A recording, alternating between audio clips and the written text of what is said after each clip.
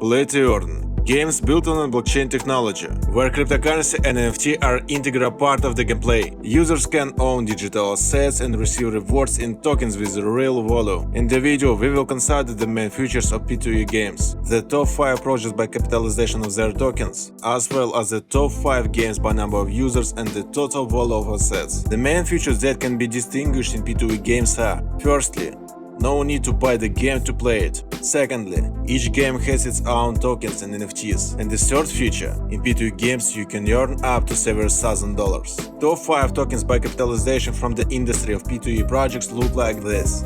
The first place is occupied by the Decentraland Mana game with a capitalization of $1.5 billion. The second place is the P2E game The Sandbox, which has a capitalization $1.4 billion. Axie Infinity closed the top 3 with a capitalization $1.16 billion. The fourth and fifth places are occupied by the Gala and the VMX projects. The top 5 popular play-to-earn games include projects with more than 200,000 participants. The most popular game is the Axie Infinity. It is played by 568,000 people. In the second place, Alien Wars with 542,000 active players. The third place goes to play-to-earn game Splinterlands with 379,000 users. Next in popularity is Farmer's World, which has 222,000 players.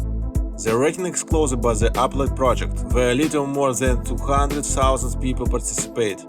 In terms of asset value, the ranking of P2E games is as follows. The highest total assets value in a binary X. Their cost is $978 million. In second place is the Axie Infinity. The total value of assets in it is $614 million.